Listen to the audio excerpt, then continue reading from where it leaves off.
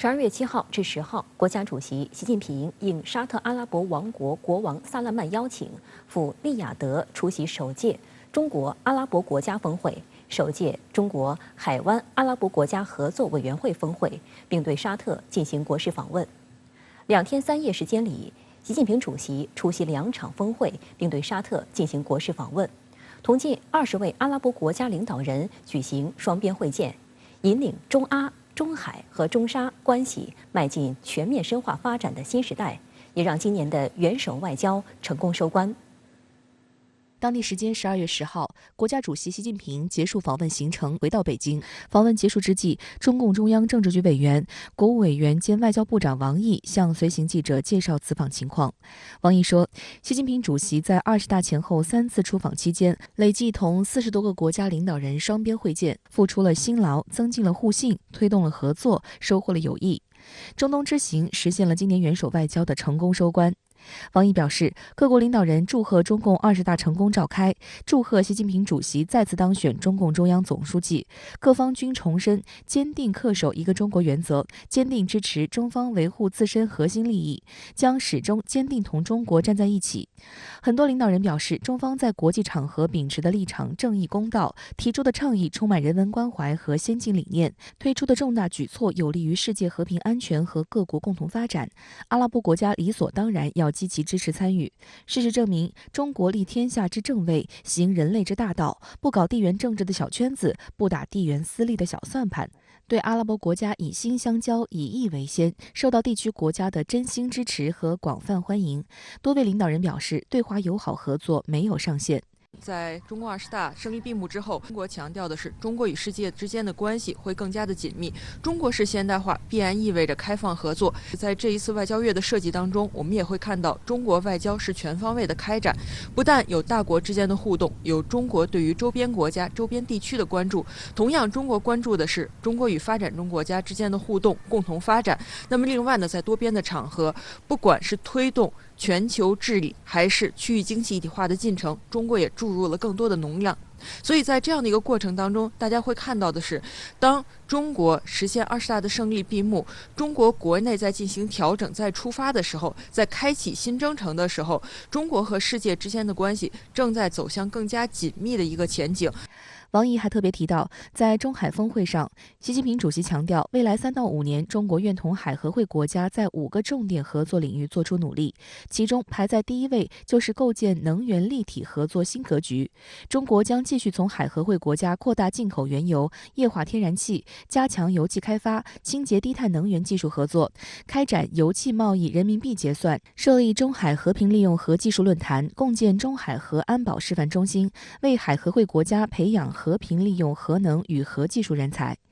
开展油气贸易人民币结算引发外界关注。海合会6个成员国石油储量占全球的30%，天然气储量占全球的20%，是全球名副其实的能源宝库。其中，2021年中国从阿拉伯国家进口原油2.65亿吨，占同期中国原油进口总量的51.6%。11月，中国石化同卡塔尔国家能源公司签署了全球范围内有史以来为期最长的液化天然气购销协议。12月10号，中国石化与沙特阿美公司就福建古雷2期项目签署合作框架协议，预计2025年底建成投产。2021年，中海贸易额突破2300亿美元。今年上半年，中海贸易额达1515.8亿美元，同比增长46%。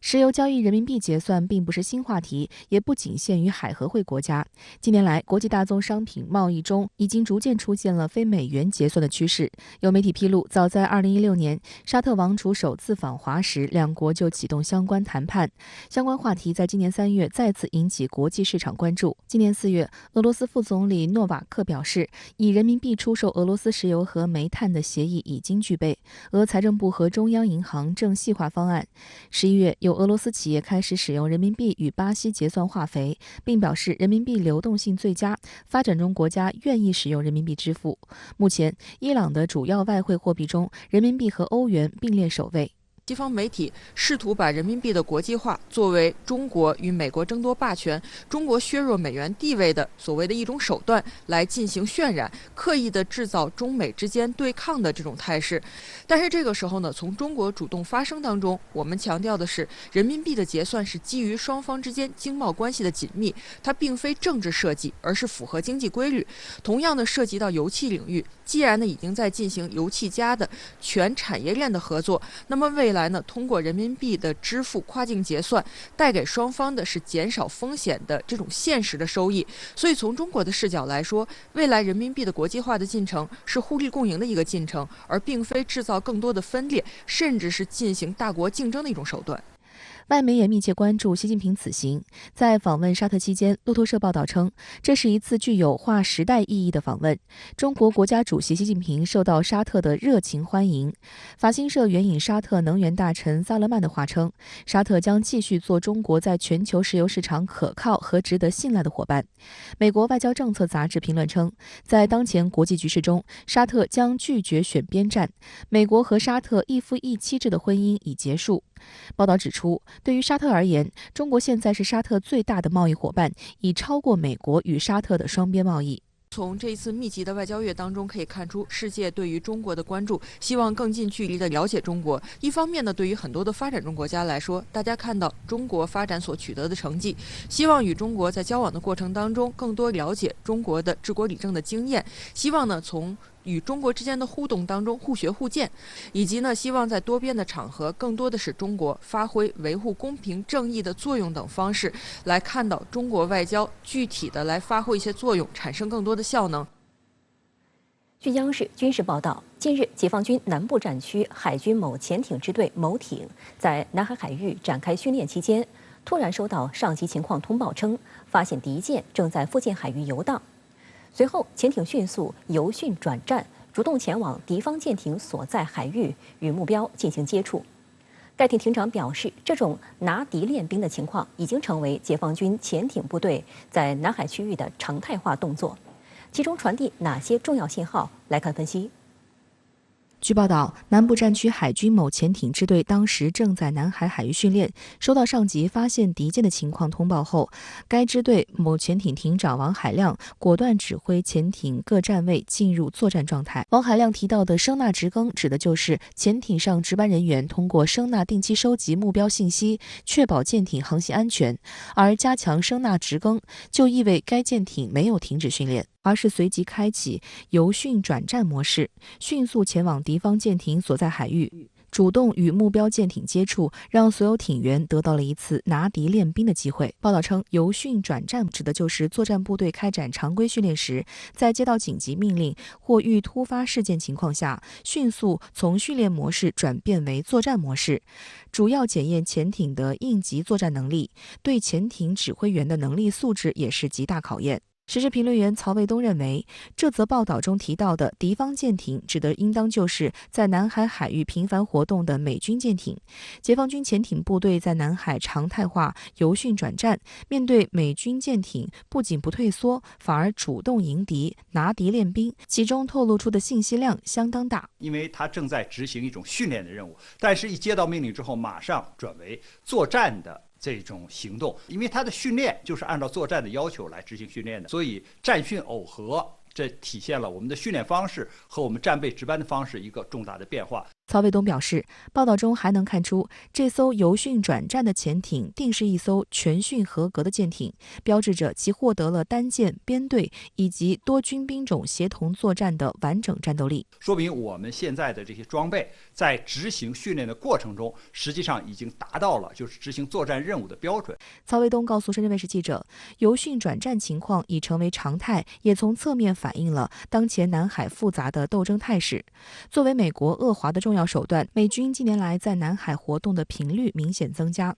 但投入巨量资源精力以在南海维持高强度军事存在，对美海军而言也构成了不小的负担，常常使其得不偿失。那么美国和日本这样的国家都属于是域外的国家，但是呢，他们想在南海兴风作浪，实际上就是要争得一种横行霸道的自由。由于南海周边的国家对美国的这些企图看得一清二楚，所以没有人跟美国就是搞这种联合的行动。那么美国在这个南海周边呢，目前也没有大的这个基地所以他必须要从日本或者其他的方向呢，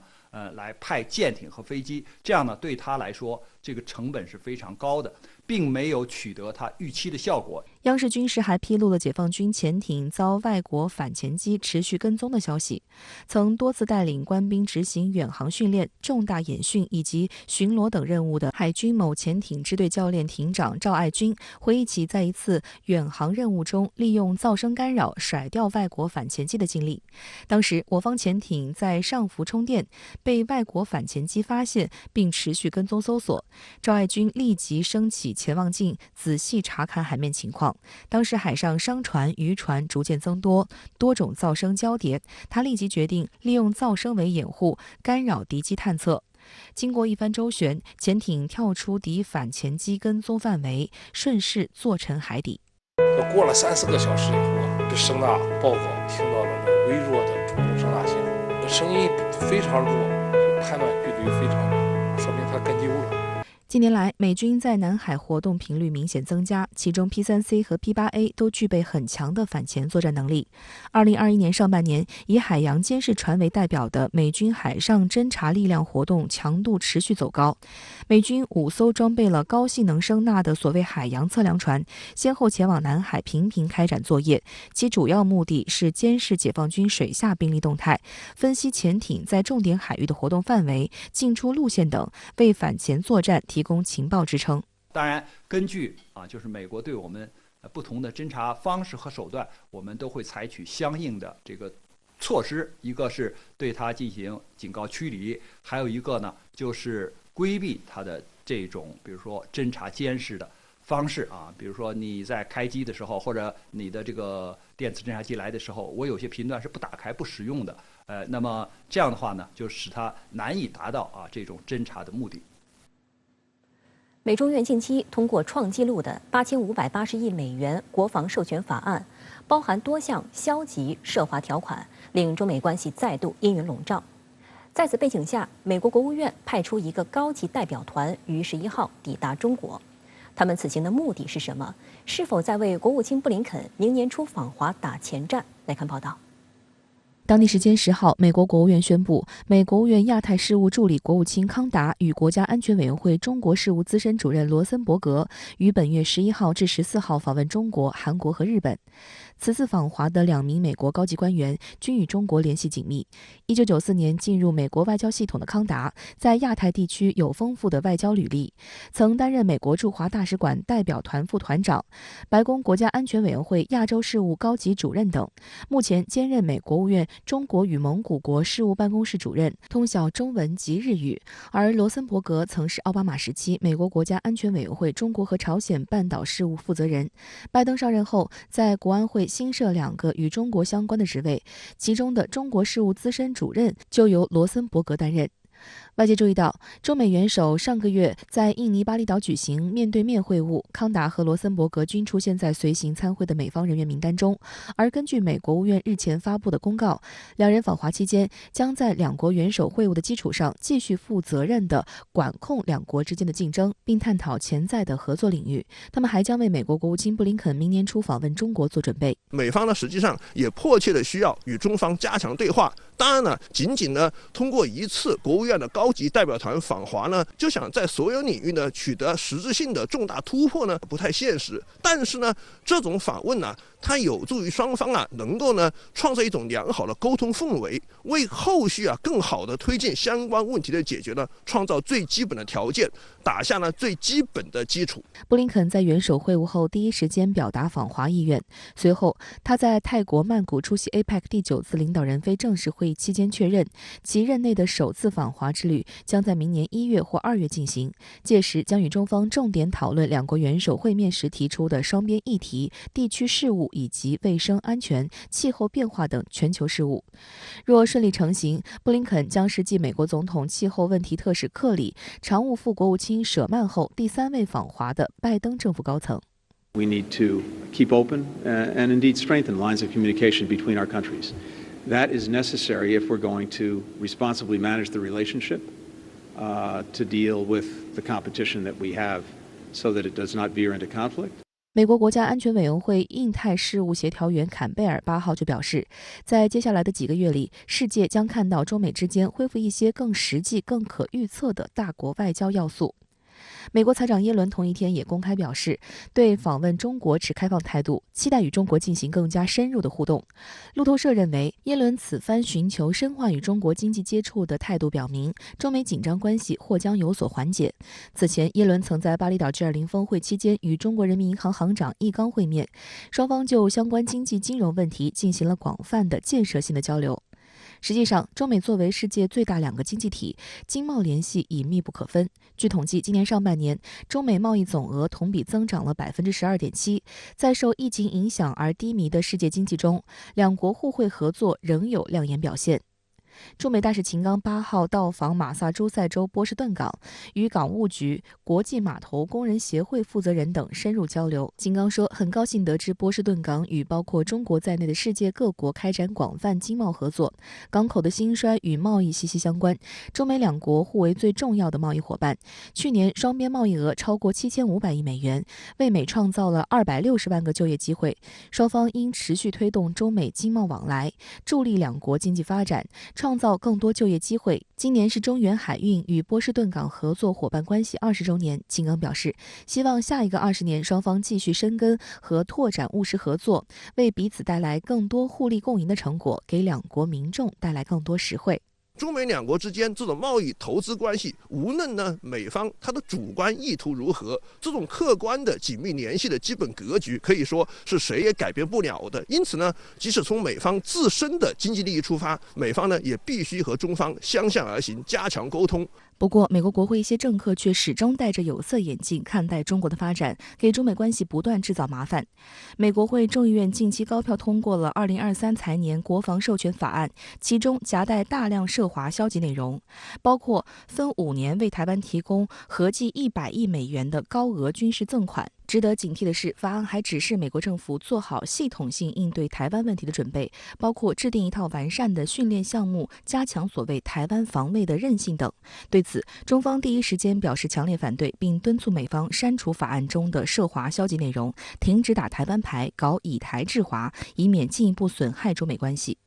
此外，在经贸方面，美国涉华消极动作不断。彭博社近日的报道披露，美国和欧盟正在考虑对中国钢铝征收新的关税，还美其名曰这是作为减少碳排放和应对全球产能过剩措施的一部分。对于拜登政府这项仍在酝酿阶段的对华无理征税措施，咨询公司 MBMG 集团董事总经理甘佩斯毫不客气地指责其非常愚蠢。This, absolutely idiotic idea comes out of the Biden White House. This is Biden potentially stoking inflation, damaging global trade, and certainly not helping Sino-US relations. It's a triple whammy. 实际上，拜登政府目前对外征收的钢铝关税延续自前任特朗普。2018年10月，中国、欧盟、加拿大、墨西哥、挪威、俄罗斯、土耳其7个世界贸易组织成员要求设立专家组，就此措施是否违反世贸组织相关规定进行审查。历时4年，世贸组织终于在12月9号就该案发布系列专家组报告，裁定特朗普时期加征的金属关税违反了国际规则，美方有关国家安全的主张并不合理，因此不能援引世界贸易组织安全例外条款来破坏其贸易承诺。路透社指出，世界贸易组织的裁定驳回了美方最为核心的论点，即国家安全应由各国自行判断，而非由第三方评估。美国政治新闻网称，这一裁决对美国所持立场造成重大打击。报道指出，有不少人认为，美方加征关税的行为实际扩大了构成国安威胁的定义，很难不受到质疑。世界贸易组织的这一裁决向全世界清晰地表明，国家安全和自由贸易，或者说和关于关税完全呢是两码事。任何国家如果说通过加征关税这样的不合理行为破坏全球自由贸易机制，本身呢也是世界贸易组织所不乐意看到的。中方对世贸组织专家组作出的客观公正裁决表示赞赏。商务部新闻发言人10号指出，2018年以来，美国对部分世贸成员的钢铝产品选择性加征关税，严重破坏以规则为基础的多边贸易体制。事实证明，安全例外条款不是单边主义保护主义的避风港。中方希望美方尊重专家组裁决和世贸组织规则，尽快纠正违规措施，与中方和其他世贸成员相向而行，共同维护多边贸易体制。然而，面对世贸组织的裁决，美国贸易代表办公室发言人霍奇回应时在声明中说，美国强烈反对世贸报告中的错误解读和结论，也不会因此而取消关税。美国政治新闻网形容，美方在回应裁决时采取了颇为挑衅的态度，原因是世贸的裁决不太可能对美国钢铝生产商造成太大影响，美国可在60天内提出上诉。然而，由于特朗普执政时期美国政府的百般阻挠，世界贸易组织上诉机构难以接收新成员，导致机构陷入瘫痪，无法受理上诉案件。不过，根据世贸组织规则，如果美国不遵守其裁决，提出诉讼的国家也有权对美国征收报复性关税。美方的这一表态呢，首先呢就充分表明了美方对国际规则一种基本的不尊重的态度，对于全球多边自由贸易机制呢，还是会造成比较大的消极影响。当然呢，首先受害的还是美国自身。如果说美方坚持这样的顽固立场，只会呢进一步增加其他国家与美国进行贸易的成本，增加其他国家与美国进行贸易的风险，是典型的损人不利己。相关话题来连线特约评论员陈斌。陈先生您好。世贸组织裁定，2018年美国对进口钢铝产品加征关税违法，但华盛顿根本不买账，扬言不会撤销加征关税。您觉得这该怎么办呢？主持人好，很显然呢，美国要把世贸组织摆在一边，而用自己的规则来霸凌世界贸易。世贸组织呢是全球认同的处理贸易纠纷的国际组织，世贸组织相关法律呢就是国际法，其中呢不少还是由美国牵头制定的。但是呢，从特朗普执政以来，美国呀不再把国际法放在眼里，而是鼓吹什么以规则为基础的国际秩序。这里的规则呢就是美国霸权规则，而不是国际法。拜登政府一样，也到处宣讲以规则为基础的国际秩序。所谓的规则呢，就是美国规则，试图呢用美国国内法来操纵世界。美国拒不执行世贸组织的裁决，就是对国际法的公然藐视。美国的霸凌做派呢，也体现得淋漓尽致，让世界反胃。中国呢，将同其他国家一道，努力地维护国际法尊严，令美国呢尽快地纠正违规措施，保护多边贸易体制。2018年呢，美国对进口钢铝产品加征关税，分别加征25%和10%。不仅呢有中国，也有挪威、瑞士和土耳其等美国的盟友。只有各国携手合作，共同对美国施压，这美国呢才可能执行世贸组织的裁决。我们呢也应当看到，这美国还是很狡猾的。拜登上台以后，对部分国家呢进行钢铝关税减免，对欧盟、英国、日本达成协议，降低部分关税，从而呢来维护他的重要盟友的关系。这种区别对待的做派呢，也是让包括西方国家在内的经济体感到不满，认为这美国就是明知故犯，把关税当成了外交武器。如果呢美国在关税受害国施压下仍然不改正错误，那么提起诉讼的国家呢有权针对美国征收报复性关税。欧洲议会动议要就美国通胀削减法案向世贸组织告状，有用吗？欧美会不会再打贸易战呢？美国的通胀削减法案对欧洲新能源产品的影响极大。美国呢花7000多亿美元补贴新能源产品，不仅呢要刺激国内产业，也要把包括欧洲企业在内的相关企业搬到美国，以增强美国的制造业，吸引海外投资。举个例子，要是在美国生产的电动车，每辆车呢可以得到大约7300美元的补贴，而进口电动车呢就没有这种优待。所以呢，这欧洲调脚了，不仅法德的政府批评美国太不像话，欧盟呢也抨击美国人为制造市场扭曲。现在呀，欧洲议会提出要起诉美国，让世贸组织依法裁决反制美国的贸易保护主义。但问题是，世贸组织裁决的法律程序呢有点长，得好几年，加上美国藐视国际法，不遵守世贸组织裁决，那么欧盟呢，即便控告美国，恐怕呢也不会有立竿见影的效果。欧盟汽车制造商的不利地位呢也难以改变。但是呀，不管怎样，欧盟要是向世贸组织状告美国，起码说明呢，欧洲还是在维护多边贸易体制和国际法，对世贸组织抱有信心。这呢，也是维护世贸组织权威的做法，对美国的这个霸权行为呢，也是一种揭露。欧盟在对美国表示不满的同时，又在和美国协商要对中国钢铝出口产品征收新关税。欧盟这种两面做派意味着什么呢？这就是世界的复杂性所在。那么按照常识呀，欧洲受到美国欺凌，就应该和同样受到美国欺凌的国家呢站在一起去讨回公道，而不是和美国呀合谋去伤害另一个国家。但是欧盟呢却与美国协调，计划呀对中国钢铝产品加征进口税，这实在是匪夷所思呀。欧盟呢也曾被美国加征钢铝关税，只是拜登政府后来呢减免了，这有点呢好了伤疤马上忘了疼。不过呀，这个欧美合谋对华加征钢铝关税，目前呢还在初步议论之中，不一定呢会实施。有3个原因：一呢是对华钢铝进口产品啊加征关税，将推高钢铝这个价格，这个助推呀这个欧美的通货膨胀；二是欧盟在俄乌军事冲突发生以后，这个能源价格暴涨，使得冶金行业呢受到巨大冲击，成本上涨，欧盟呢只好依赖这个中国的冶炼厂来填补产量的缺口。如果欧盟与美国合流对中国钢铝产品加征关税，那就是搬起石头砸自己的脚。估计啊，欧盟会谨言慎行。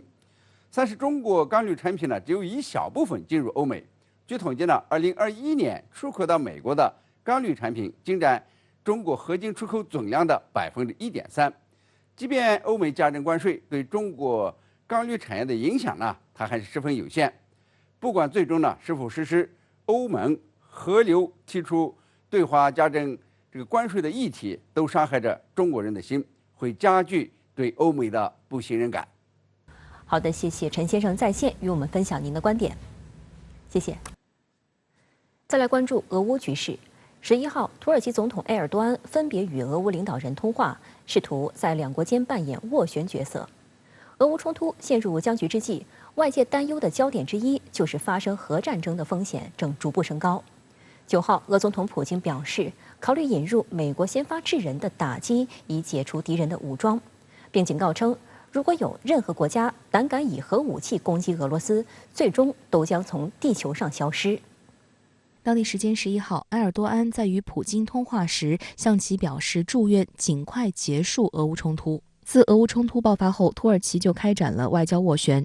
俄乌代表团曾在伊斯坦布尔举行谈判，并取得积极进展。土方认为，伊斯坦布尔依然是结束俄乌冲突、实现持久和平的理想谈判场所。埃尔多安强调，土耳其还希望进一步加强黑海港口农产品外运协议。今年7月，土耳其、联合国与俄罗斯和乌克兰在伊斯坦布尔签署黑海港口农产品外运协议，重新开放乌克兰南部港口，帮助恢复黑海粮食外运。同时，联合国还与俄罗斯签署备忘录，帮助俄罗斯化肥等运往国际市场。黑海港口农产品外运协议有效期为4个月，在即将到期前几天又继续延长了120天。We want to further strengthen this grain corridor and, in Putin's words, first and foremost, help to support underdeveloped countries through this grain corridor. 他就利用他的这个战略地位，欧亚十字路口的战略地位，这样的他的一个立场比较灵活，站在一个中间位置，然后的话呢，至少他被这个双方都接受，而且我们国际社会也需要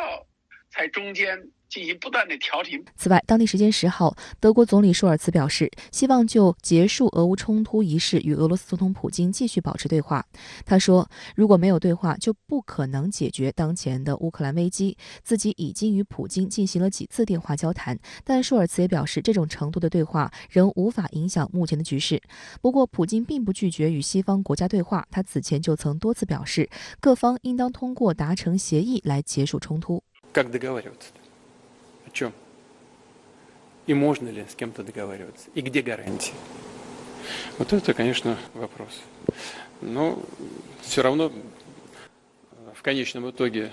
договариваться придется. 俄乌冲突爆发以来，美国和欧洲累计已向乌方提供多达数百亿美元的军事援助。俄方多次批评美西方此举是在拱火和拖延战争。9号，欧亚经济联盟峰会在吉尔吉斯斯坦首都比什凯克举行，与会各方讨论了欧亚经济联盟热点问题。在会后举行的记者会上，普京表示，俄罗斯正在考虑是否效仿华盛顿的先发制人，利用高精密导弹进行预防性打击的战略，以确保本国安全。普京对记者表示，首先，美国发展了先发制人打击的概念；其次，他正在发展一种旨在解除武装的打击系统。On this preemptive disarming strike, perhaps we should adopt the practice of the Americans,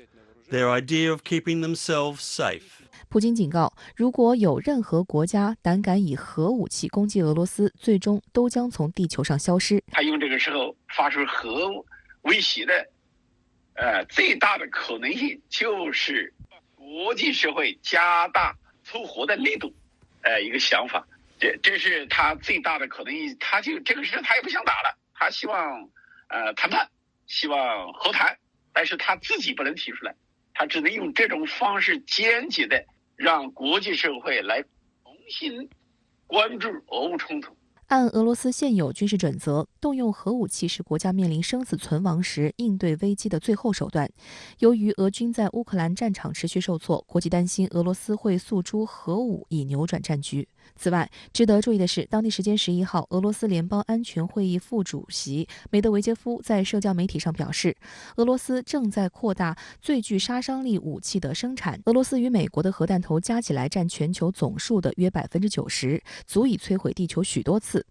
俄罗斯和美国原定11月29号至12月6号在埃及首都开罗就新削减战略武器条约展开谈判，以限制双方各可部署的核弹数量。不过，俄罗斯指责美国试图操纵条约以占据优势，结果在谈判前夕退出。但俄罗斯副外长里亚布科夫本月8号表示，谈判没有终止，俄方准备在平等和平衡的基础上恢复对话。普京有关核武器的言论引起美西方注意。美国国防部长奥斯汀9号当天就作出回应，他在负责督管美国核武库的美战略司令部一场活动中表示，俄罗斯正在扩大其核武库，并正实现其核武现代化。奥斯汀还称，随着俄乌冲突的持续发展，全世界都将看到普京在进行极其不负责任的核威胁。俄罗斯的核武威胁实际上是美国一个很重要的一个手段，能团结欧洲的很重要的手段，因为欧洲很害怕俄罗斯的核武器啊。把这个信息公开了之后，有利于他整个盟友之间的这种团结，同时也对俄罗斯进行警告。他有时候发出这种威胁啊，就是实际上是为了从国会要更新自己核武器的这个钱。同一天，美国国务院官网还发表声明，宣布对参与与伊朗无人机交易的俄罗斯实体实施制裁，其中对俄罗斯空天军的制裁引发外界关注。该军种其中一个使命任务为使用常规武器与核武器对敌方目标实施打击。外界认为，对俄空天军实施制裁是美国对普京近期核警告的回应措施之一。相关话题来连线特约评论员施红。石先生您好。普京最新表示，俄方考虑效法美方先发制人打击概念，这意味着什么？俄方核武立场发生转变了吗？搞先发制人的可能性有多大呢？可以看得出，普京现在又着急又生气啊。着急的是呢，在美国继续支持乌克兰的情况下，俄乌冲突结束呢显得遥遥无期。然而呢，现在留给普京从容应对俄乌冲突的时间却不多了，因为2024年俄罗斯要举行新的总统选举。如果在接下来的1年时间里边，俄方不能结束俄乌冲突，或者在战场上取得重大进展，普京呢要想参加2024年俄总统大选并且获胜的概率将会大减。例如，美国默许乌克兰对俄罗斯本土目标呢进行攻击，讨论呢向乌克兰提供远程攻击性武器。同时，北约呢在俄周边部署的兵力兵器也越来越多，这表明美国已经看透了俄罗斯在常规力量方面严重缺乏反制手段，拱火的胆子呢自然越来越大。面对美国和北约日益咄咄逼人的架势，普京现在手上呢唯一有力的牌只剩下核武器了。前几天普京说，俄在任何情况下都不会首先使用核武器，只是在俄遭到袭击时才会使用。但令普京失望的是，压根没有出现他想要的积极反应，反而被美国认为俄罗斯扛不住了。无奈之下呢，普京只好说出正在考虑先发制人，试图以此来警告美国和北约不要做得太过分。但是这张牌如果打出去呢，后果太严重，普京呢不会轻易打出去，否则普京呢也没必要呢再多说俄高超声速武器和巡航导弹比美国的更先进。但是这句刻意强调俄高超声速武器和巡航导弹性能优秀的话，却是画蛇添足，反倒会让美国更加认定普京没有先发制人的决心。说到底呢，还是俄罗斯实力严重不足，在与美国和北约较量时，可选的手段极少，显得极为被动。好的，谢谢石先生在线与我们分享您的观点，谢谢。